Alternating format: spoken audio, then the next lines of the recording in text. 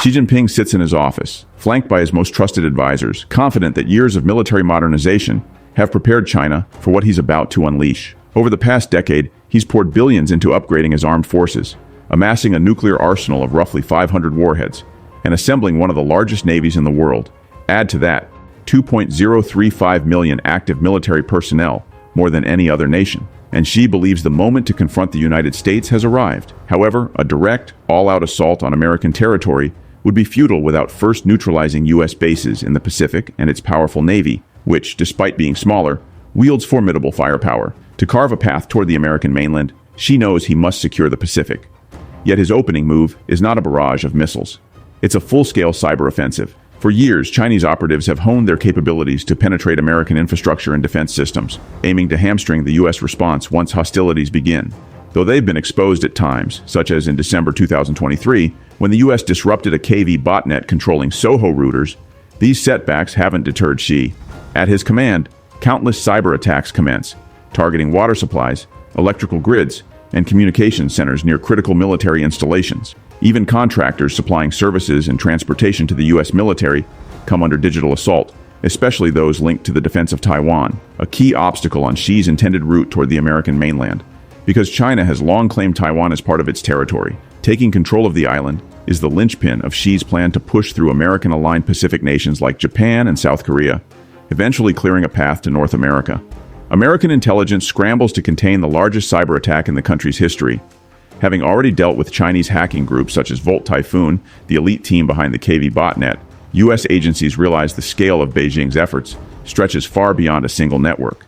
Every major piece of infrastructure, from rail and maritime routes to water and pipelines, could be at risk. In the midst of this chaos, Xi Jinping decides the moment is ripe for Phase 2. He activates the People's Liberation Army Rocket Force, a 120,000-strong unit overseeing 6 ballistic missile bases. Estimates from the U.S. Naval Institute suggest China might have around 4,000 missiles capable of hitting both stationary and seaborne targets, essential for challenging U.S. assets spread across the Pacific. Xi's decision to strike Taiwan is inevitable. Air support from newly upgraded bases in Longtian, Zhangzhou, and Hui'an provides waves of Shenyang J-16 fighters, launching missiles and occupying Taiwan's air defenses. Simultaneously, PLARF launches a 3-pronged missile assault on U.S. positions, American bases in Japan, South Korea, and the Philippines. Targeting these installations risks collateral damage that could push these nations to support the U.S. Yet the threat posed by nearly 200 bases, staffed by 79,000 American troops, is too great to ignore.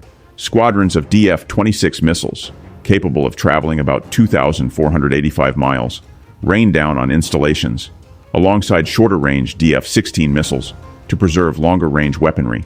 The mid-range DF-26s strike Guam's Andersen Air Force Base and Naval Base, Guam. For Hawaii, China employs the newer DF-27, a hypersonic missile capable of slipping through U.S. missile defenses, which will likely serve as Xi's go-to weapon against the continental United States if the war drags on. U.S. ships in the Pacific, China hones in on cruisers like the USS Shiloh and USS Mobile Bay, then moves on to destroyers. Though the U.S. defense systems detect launches via DSP satellites under the aegis of the Space Force, Beijing hopes to saturate American and allied defenses with sheer volume. President Joe Biden, aware these are likely conventional warheads, given they're heading for bases rather than major U.S. population centers, orders partial evacuations and prepares missile interceptors in Alaska and California. While U.S. defenses knock out many missiles, the onslaught is too large to fully neutralize. Okinawa endures heavy destruction, crippling much of the Kadena Air Base and killing thousands of U.S. service members. Though the bases aren't completely obliterated, they're set back enough to give Xi the critical window he needs. In the open ocean, U.S. cruisers and destroyers attempt evasive maneuvers, but still lose several ships. Hawaii is bombarded by DF-27 and DF-26 strikes. While missile defenses intercept many, others slip through, damaging vessels like the USS Frank E. Peterson and USS Hopper. Submarines in Hawaii, warned in time, remain safely submerged. After only a few hours, Xi has used about a quarter of his 4,000 missiles and inflicted major damage on U.S. forces in Asia. He has also unwittingly drawn Japan and South Korea fully into the conflict. It's not a flawless strike, but it achieves the strategic delay he seeks. The U.S. military rushes to rebuild after the initial assault. Cyber attacks continue, But Chinese hackers can't lock down every system. Xi uses his brief advantage to focus on Taiwan, bombarding the island with short-range missiles over 24 hours.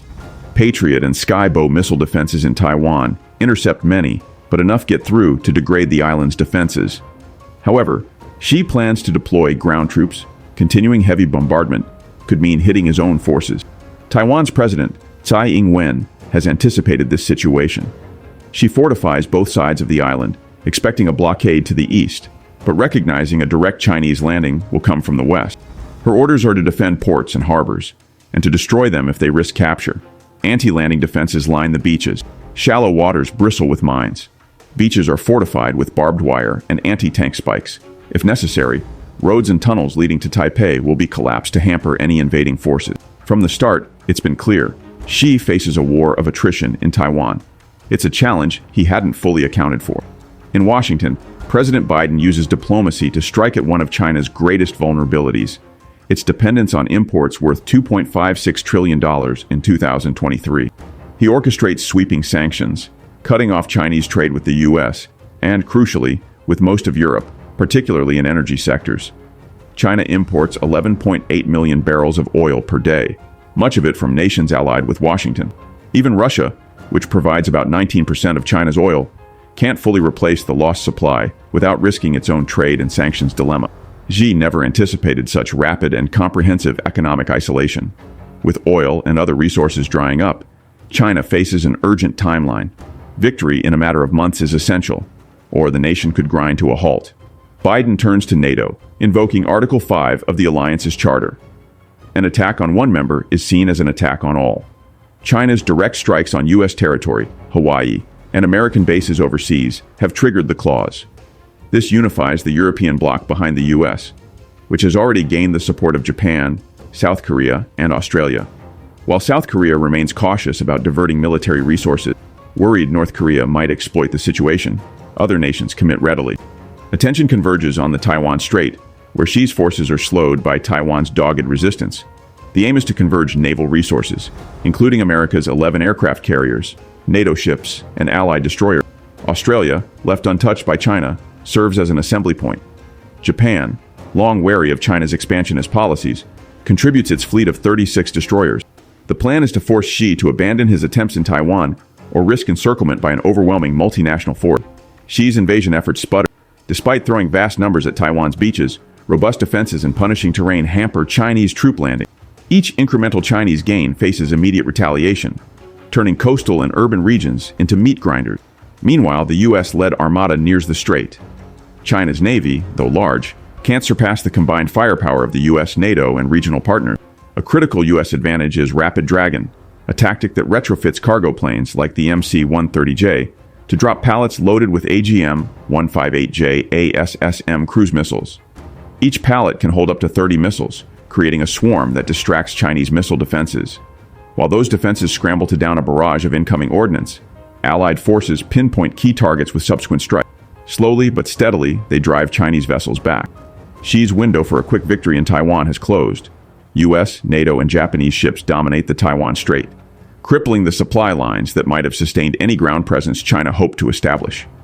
Chinese troops on the island, numbering in the thousands, find themselves cut off and taking heavy losses in prolonged urban combat. China's submarine fleet, including 6 advanced Shang-class nuclear subs, manages to sink 2 U.S. aircraft carriers, a painful blow. Still, U.S. submarines strike back with lethal force, eliminating both of China's aircraft carriers and further draining Beijing's hopes of regaining aerial superiority. China's leadership knows the war is slipping away. Despite mounting setbacks, Xi refuses to capitulate at first. The Chinese Navy is essentially pinned to its shores, anticipating an invasion that seems more likely by the day. The attempt to seize Taiwan has failed, with the U.S. and its allies now staging forces that could strike deeper into Chinese territory. In desperation, Xi contemplates nuclear options. China's 500 nuclear warheads and ICBMs like the DF-41 or CSS-4 Mod 2 Mod 3, which have the range to hit the continental U.S., loom large. But launching them would invite a devastating American counterstrike using submarines and bombers, likely reducing large swaths of China to rubble. But what do you think? Would NATO truly step in as forcefully as we imagined? Could China rally different allies or leverage other strategies to avoid defeat? Share your thoughts in the comments below, Your take on this complex scenario matters.